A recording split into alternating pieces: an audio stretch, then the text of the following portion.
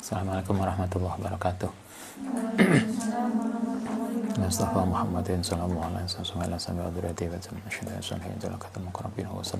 kitab Sayyid Muhammad Alwi Al-Maliki Al-Hasani Al-Makki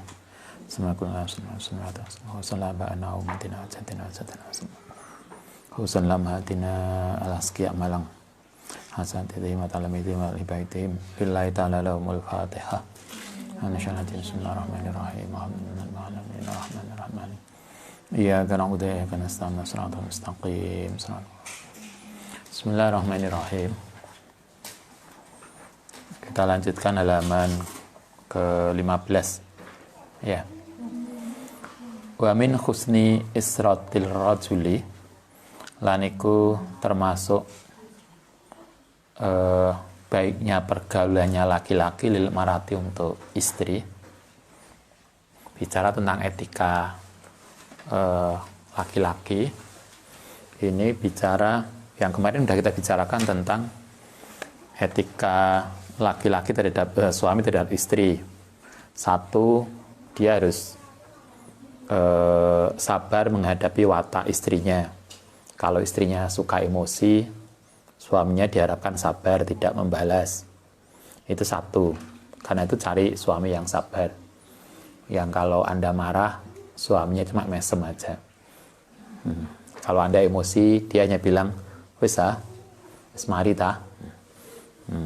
Itu suami harus sabar terhadap perilaku istrinya. Yang kedua, yang harus dilakukan seorang suami terhadap istri adalah ayyumaziha utayento ngajak dolanan, sering ngejak main, sering ngejak rekreasi. Suami itu harus sering ngejak rekreasi istrinya. Selain sabar, ngejak rekreasi. Kayak enak banget jadi istrinya. Tahan emosi dan sering ngejak main. Delu-delu ngejak neng rekreasi kemana. Ayumazuha, sering ngejak main sapa rajul ha ing mar'ah. Wa yuda ibuha, lan sering ngejak da'aba itu mencumbu. Ya ngejak main lah. Fa inna fil muda'abi, saat temene ing dalam cumbuan ikut tatiban, bisa membuat nyaman likol biha maring atine mar'ah. Kalau sering dijak refreshing, sejak main, itu akan membuat hati istri menjadi nyaman. Gak suntuk neng omah. Mulai istri itu kayaknya kerjanya luar biasa loh. Kita ini ngomah, tapi Anda bisa bayangkan mulai bangun tidur jam berapa? Ibu-ibu itu bangun tidur jam berapa? Jam 4. Oh, luar biasa. Jam 4 itu urung subuh loh.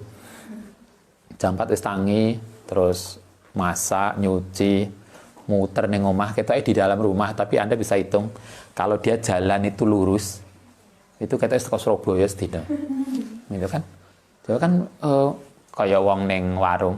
Kadang Ustaz kan lagi makan sama ibu neng warung. Kadang kita di resto dulu itu loh, karyawan resto. Itu mulai dari belakang ke depan. Itu lagi melaku sedina lurus itu sepirang kilo ya. Istri itu kan di rumah juga gitu. Kelihatannya di rumah, nggak kemana-mana, tapi sesungguhnya kan luar biasa berat. Jadi mulai dari dapur, muter nih dapur, mulai jam sampai jam 09.00 lagi mateng. Itulah muter jalan lurus sampai berapa kilo sudah. Mau seharian, nanti baru duhur istirahat. Ya lah suami yang kantor kan rokok, lungguh. Padahal istri enggak, artinya setiap hari dengan kondisi seperti itu, maka ketika sering diajak jalan-jalan, refreshing, itu akan membuat hati istri menjadi nyaman. Wa irohatan lan jadi bisa istirahat, linafsiha maring awake istri. Badannya bisa refreshing, hatinya bisa menjadi rileks. Wa jabaron lan bisa menghilang maring krisis psikologisnya istri. Jadi problem psikologis yang bendina ngurusi dapur, ngurusi anak. Anda bisa bayangkan lah istri anaknya pas lagi kecil-kecil itu luar biasa loh. Dulu pernah kita KKN di Malang Selatan, ada seorang ibu-ibu yang istrinya gendong loro, terus gandeng loro jeneng pasar. Anak papat kecil pasar belonjo. Itulah bapak-bapak kan nggak akan mungkin. Jangankan gue loro, gue sito udah bingung. Istri seorang ibu itu luar biasa. Ngopeni kayak begitu, kalau kemudian sering diajak refreshing, diajak keluar, maka psikologisnya akan beban psikologisnya akan hilang. Jiwanya bisa istirahat, hatinya menjadi nyaman. Karena itulah yang Anda di rumah, yang jadi suami, sering diajak istrinya refreshing. Tidak tahu berapa kali, seminggu, kayak mau setahun pisan, pas rioyo. Enggak lah, paling enggak tahu lah. Tante Ana maunya berapa minggu sekali refreshing. Kalau Anda jadi suami, sering ngajak istrinya refreshing. Itu etika suami terhadap istri. Sering ngejak istrinya refreshing. Like saki, yo kemana lah gitu. Wa inna fiha, lan ing dalem tadi, yuda iba dan yumaziha itu tansituha. Apa tansiha bisa memberikan semangat pada istri ilal amali maring amal anrobatin keng seneng fi iradati zauji ing dalem golek ridane suami. Ketika psikologisnya pulih, badannya refresh, hatinya tenang, maka romantisme rumah tangga akan tumbuh kembali.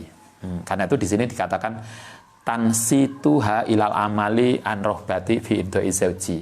Itu akan kemudian menumbuhkan sikap dan rasa romantis dari istri terhadap suami. Wahubun lan cinta lahu maring suami.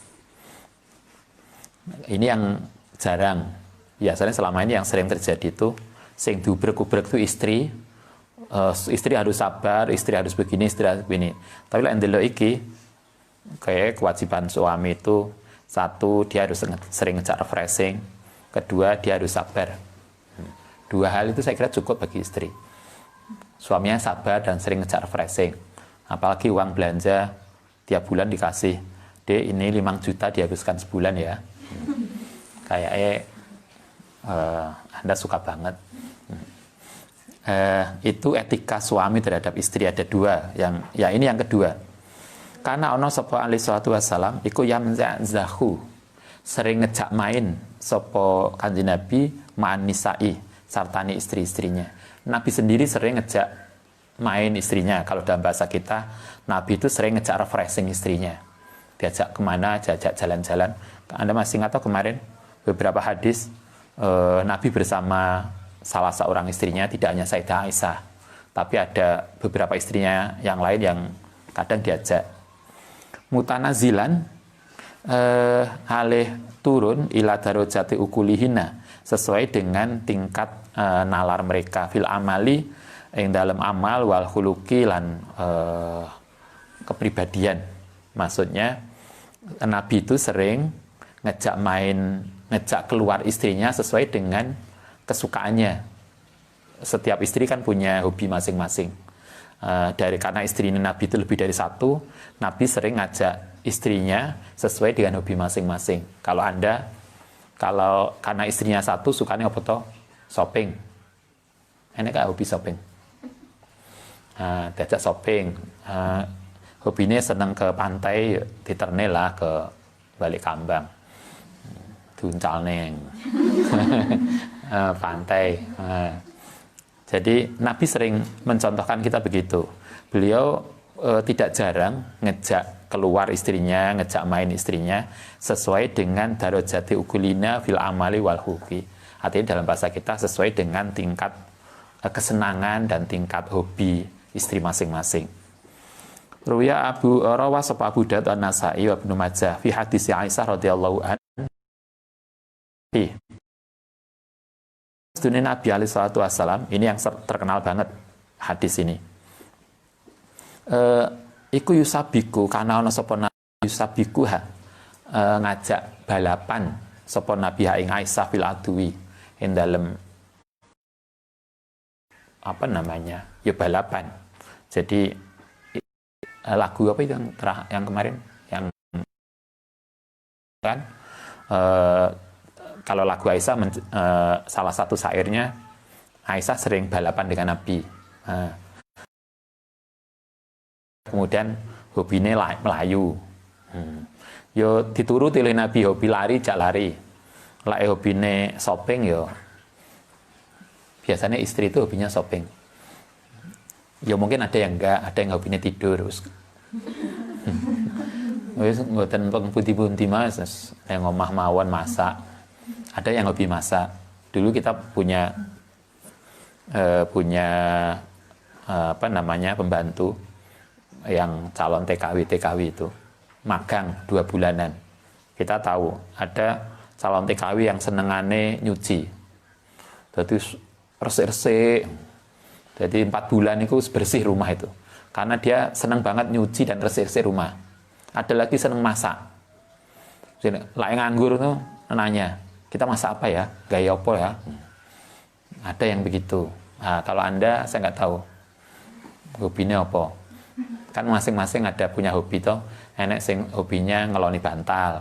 Jadi mungkin turu ngeloni bantal. Yo terserah lah. Nabi itu dengan Aisyah tidak jarang kemudian balapan dengan Sayyidah Aisyah.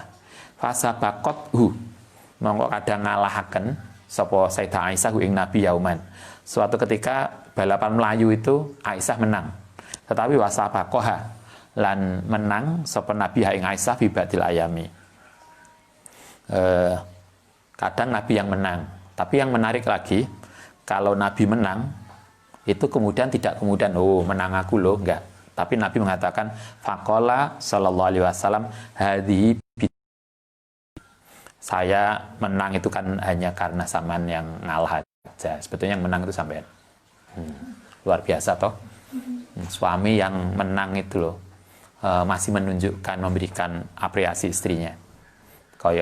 Kalau kita juga begitu. Kalau kita ke adik kita, ke anak kita, kita tahu bahwa anak kita itu nggak begitu pinter main apa gitu kan, tapi kita ngalah agar dia menang. Nabi juga begitu.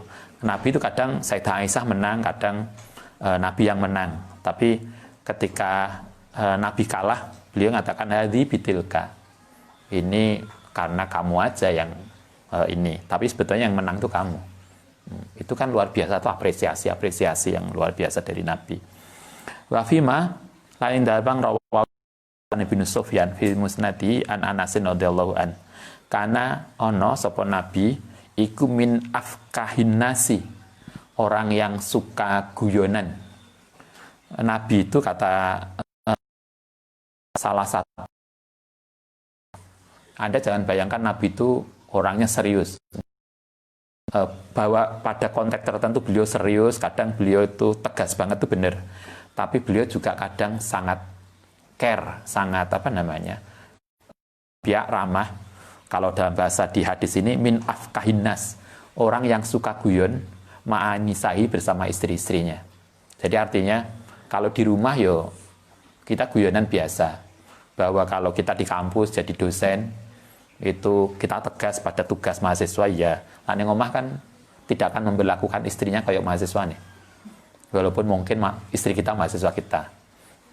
Mungkin, tapi kan tidak akan memperlakukan begitu. Nah, kan kalau di rumah kan anak kita itu bukan mahasiswa kita. Anak kita ya anak kita. Karena itu Nabi di sini hadis ini mengatakan Nabi itu termasuk orang yang suka bergurau bersama istri-istrinya. Mestinya begitulah. Padahal kalau Anda lihat catatan para istri tentara itu, Anda pernah baca ada sebuah buku curhate istri-istri tentara. Salah satu curhat yang sering muncul adalah istrinya dianggap anak buahnya. Dia lupa kalau dia menjadi komandan itu di sana di lapangan. Nah, ketika di rumah menganggap istri dan anaknya itu anak buahnya.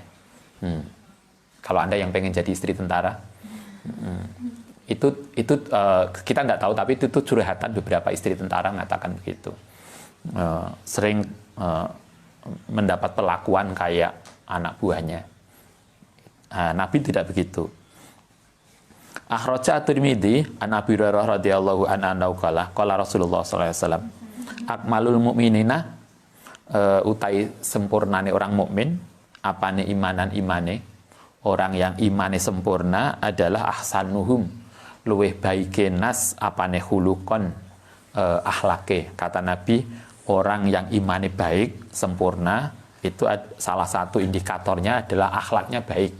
Sehingga kalau kita itu ngaku iman tapi akhlaknya nggak baik, maka berarti ada yang salah dalam klaim iman kita. Orang yang imannya baik itu indikatornya adalah akhlaknya baik.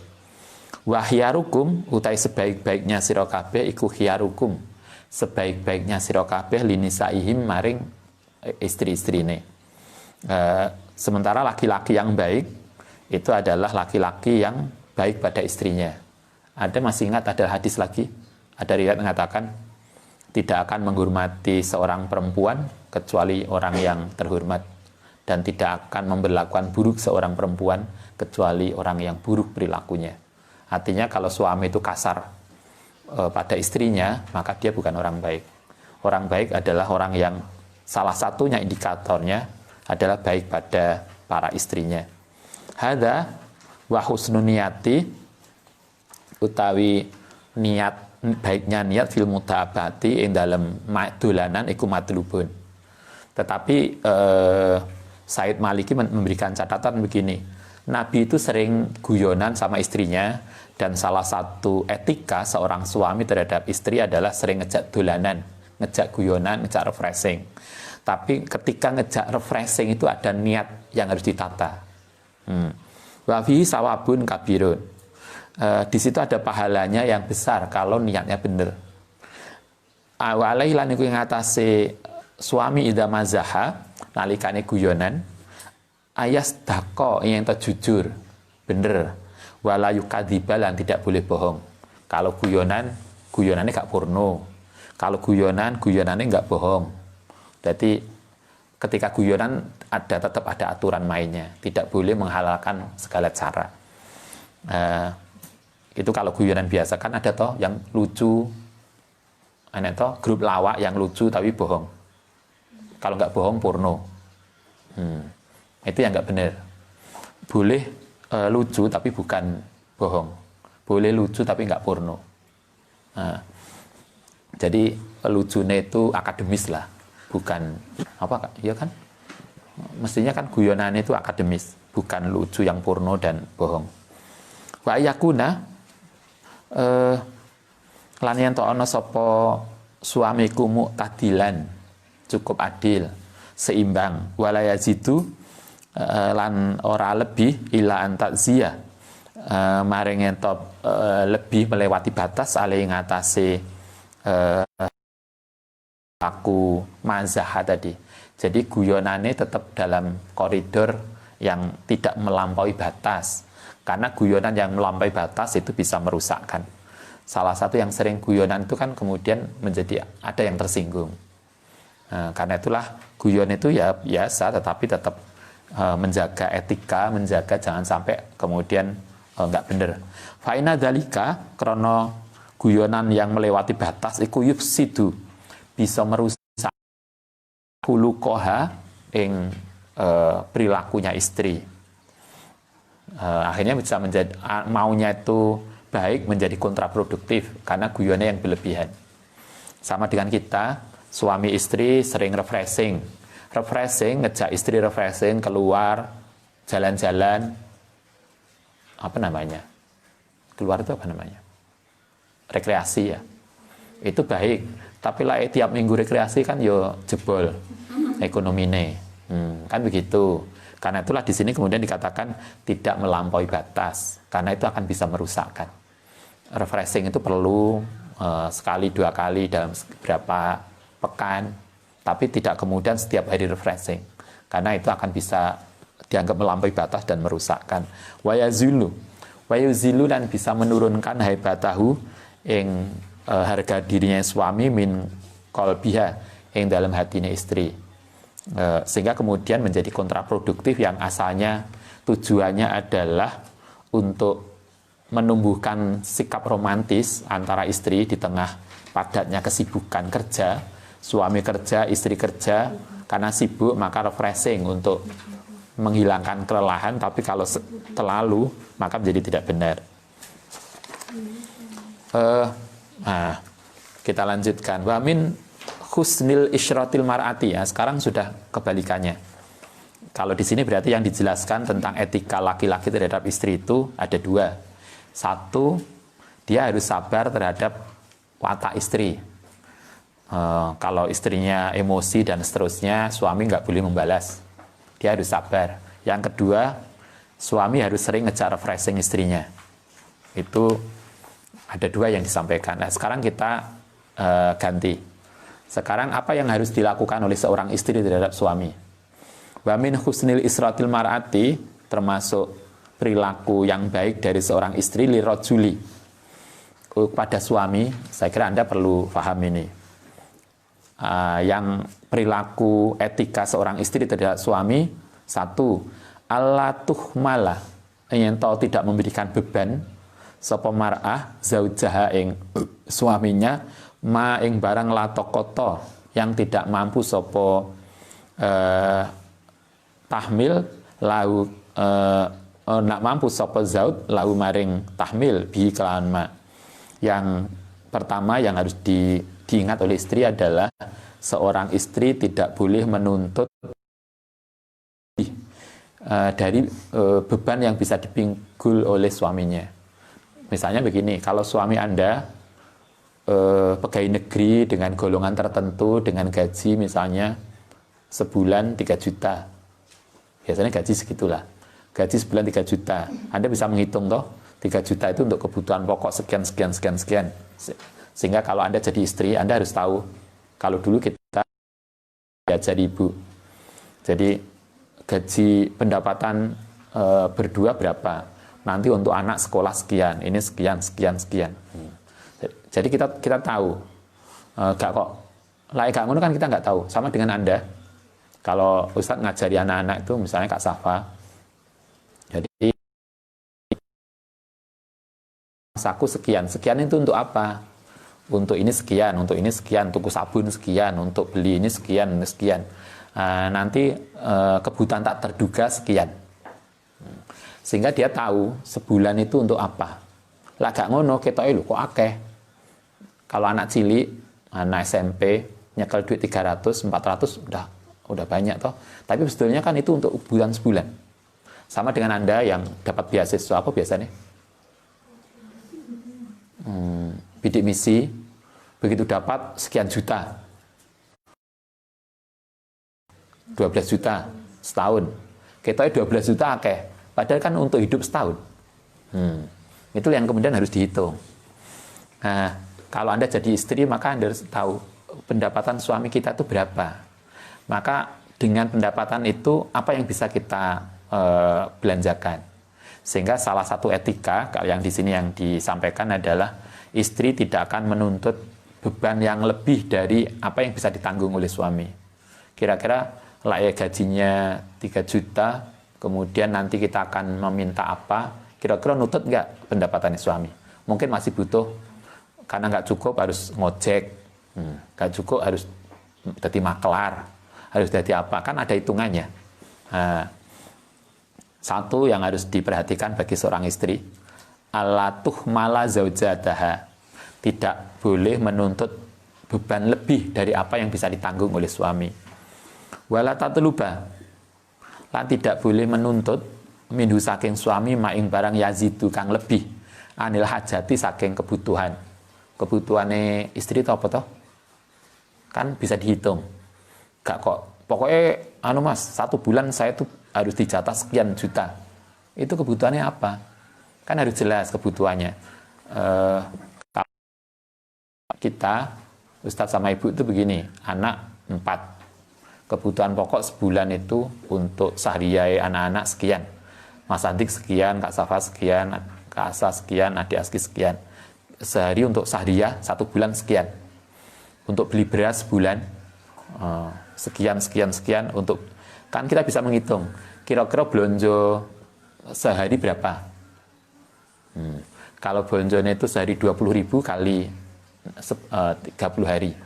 Kan bisa dihitung. Nanti totalnya sekian. Dari uang ini ada sisa enggak? Nah, kita bisa menghitung begitu.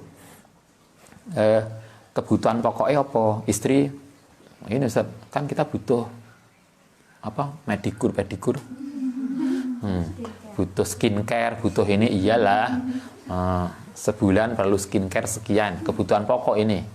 Misalnya bagi istri, ini kan demi suami juga.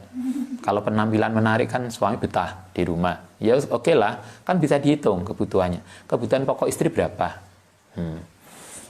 Tapi yang pasti adalah pada kita ekonomi kan ada kebutuhan primer, ada kebutuhan sekunder, ada kebutuhan lek dan seterusnya. Kita kan juga begitu. Seorang istri hendaknya tidak akan meminta lebih dari kebutuhan pokoknya. Wahada fil makna, inilah maksudnya istri yang tidak menuntut lebih dari kebutuhan pokok, itulah yang disebut sebagai i'anatun, membantu li zaujiyah maring suaminya, alal iktisodi ing atase ekonomi. Jadi kalau Imam Maliki mengatakan, Imam Malik siapa ini? Said Alwi Maliki, istri membantu ekonomi suami itu tidak berarti istri harus kerja, enggak. Kalau dalam konteks ini, istri ketika dia bisa mengelola ekonomi pendapatan suami dengan baik, itu berarti juga sudah termasuk membantu ekonomi suami. Ketika istri tidak menuntut lebih dari apa yang bisa disampaikan, disediakan oleh suami, itu juga termasuk sudah bagian dari usaha istri untuk membantu ekonomi suami. Jadi membantu ekonomi suami itu bukan berarti istri harus kerja, ngompreng atau apa, enggak harus begitu. Kalau Anda bisa ya silahkan sih, tapi kalau tidak, mencukupkan kebutuhan yang ada, itu sudah bagian dari membantu suami. Inal qata'ata, inal qana'ana saat temene qana'ah, iku tu'amiru, bisa memakmurkan al-buyuta, yang rumah. Sikap qana'ah, menerima ekonomi secara sederhana, itu sudah bisa membuat rumah tangga menjadi makmur. Watuki'u, lan bisa menyebabkan al-ulfata, yang ulfah. Ulfah itu kasih sayang.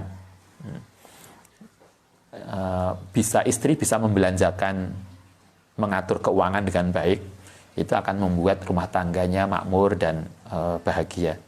Wa inal jas'a, lan sak temene sikap rakus, wa toma'a lan toma, sebaliknya sikap rakus tidak pernah puas, dan toma, ngerti tamak ya, terlalu berpikir sak lure motone, ndelok ning pasar enek opo ae pengen tuku. Itu rakus dan tamak. Iku yud ifani, bisa melemahkan al mahabbata, ing rasa cinta. Istri yang rakus, yang kemudian membuat suaminya nggak mampu untuk memenuhi kebutuhannya, itu akan menghilangkan sikap cinta yang awalnya terbangun. Watak tayani, lan nekani apa keduanya tadi, sikap jas'a wa toma bil karohati, dengan sesuatu yang menjadi rasa tidak suka. Wa ma'ahsana, betapa baiknya sopa almar'atu, seorang istri, al-qoni'ata, yang kona'ah, dzata khuluqin, yang mempunyai akhlak al-karim, yang mulia. Salah satu akhlak yang baik dari seorang istri adalah bersikap kona'ah. Kona'ah itu artinya dia hidup sederhana sesuai dengan keuangan yang ada. Dikasih 3 juta sebulan ya cukup, 1 juta ya cukup, 500 juga cukup, 10.000 ya cukup. Saulan ditokno kalender. Cukup setahun. Itulah istri yang baik. Kayaknya Anda perlu belajar itu, bagaimana mengatur keuangan. Kita nggak tahu, semoga rezeki kita lancar, semoga setelah nikah istrinya rezekinya banyak. Tapi kan kadang nikah itu, ketika dalam pernikahan ada toh suasana yang ekonomi kita itu bermasalah. Pengalamannya Ustadz dengan ibu itu dulu ketika sebelum menikah, Ustadz tuh dapat beasiswa, ibu dapat beasiswa biasanya cukup besar. Kemudian kita punya pendapatan yang lain. Begitu nikah pernah suatu ketika kita tuh nggak punya uang, bahkan 100 rupiah aja lo nggak punya. Wes entek. Padahal teman-teman kita itu banyak yang ngundang nikah. Kita harus apa namanya? Buan dan macam-macam. Sehingga pernah suatu ketika karena wis gak duit dan itu hanya sehari 2 hari, beberapa minggu, sampai kemudian kita nangis pada Tuhan malam. Ya Allah, mana buktinya kalau nikah itu menjadi kaya? Saking, yuk, artinya saya ingin menunjukkan kadang ada dalam suatu rumah tangga itu pas ekonominya itu surut. Nah, pada konteks seperti itu istri harus tahu, tidak kok kayak peribahasa ada uang apa abang disayang, nggak ada uang yo abang ditendang. Enggak toh. Nah, istri kan nggak begitu. Saya kira istri yang baik tidak akan begitulah.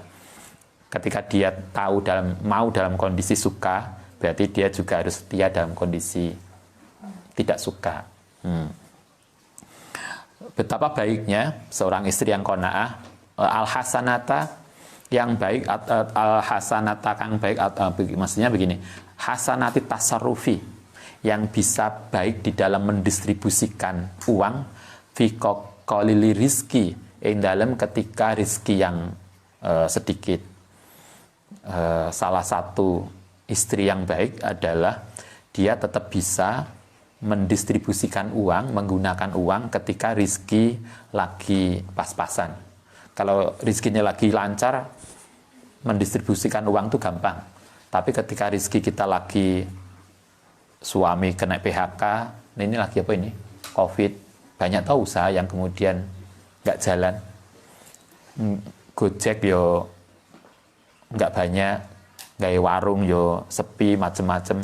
Maka istri yang baik adalah orang yang bisa mendistribusikan rezeki yang ada. Liyak fiyaha, supaya iso nyukupi ha ing rizki tadi, wa zaujuha lan ing kebutuhan istrinya, suaminya, wa auladihima lan kedua anaknya. Liyak fiha supaya iso nyukupi ing mar'ah wa zaujiha wa auladiha. Rizkinya titik tapi masih cukup untuk kebutuhan suami, anak-anak dan dirinya. Itulah salah satu yang diharapkan dari seorang istri dalam kehidupan rumah tangga. Oke, kita lanjutkan. Kita lanjutkan besok aja lah. Sawangannya wis pelilak-pelilik delok jam. Al-Fatihah.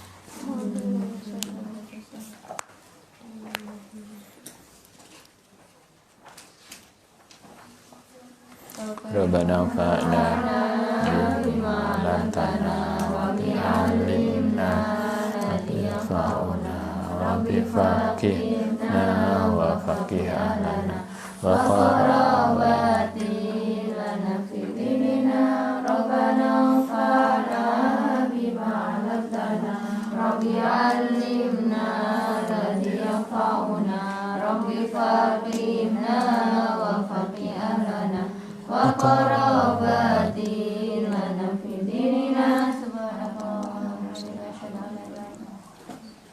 Assalamualaikum warahmatullahi wabarakatuh.